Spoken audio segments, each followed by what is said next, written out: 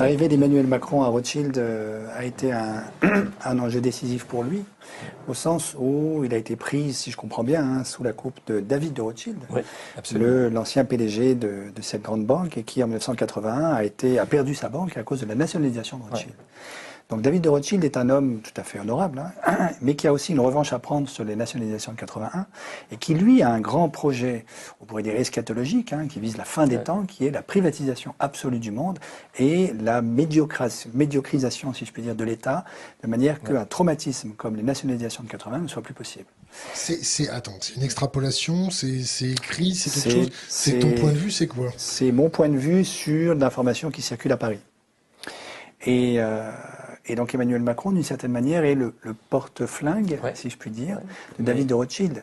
Donc il est un petit peu comme les enfants soldats au Congo, c'est-à-dire les enfants qui sont capables de tout. Non, on peut pas faire ce parallèle. Non, écoute, les enfants soldats au Congo sont les enfants à qui la première chose qu'on leur demande, c'est d'aller tuer leurs parents pour être sûr qu'ils ont brûlé tous leurs vaisseaux et qu'ils sont prêts à tout. Et donc, d'une certaine manière, je crois que la personne Emmanuel Macron, sur laquelle on est très focalisé, n'est pas très intéressante.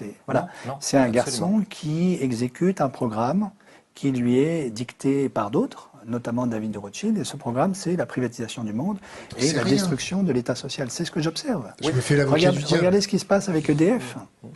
Voilà. On va me dire, mais on vient de nationaliser EDF. Mais la vérité, c'est, vous avez vu la descente de Philippe Brun, le député PS, à Bercy, qui récupère des documents tout à fait inquiétants, dit-il, sur ce que le gouvernement prépare sur EDF. Quelle est la visée, quel besoin l'État avait-il de nationaliser EDF à 100% alors qu'il en détenait déjà 84%?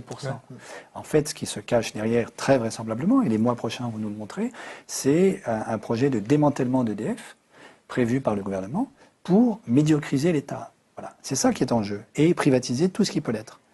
De la même manière, je sais qu'il y a un projet de démantèlement de la Caisse des dépôts et consignations pour donner le monopole de la gestion du livret A aux banques. C'est ça quand même la vérité du programme de ce gouvernement, de cette majorité. Derrière la rhétorique sur la planification écologique et tout ça.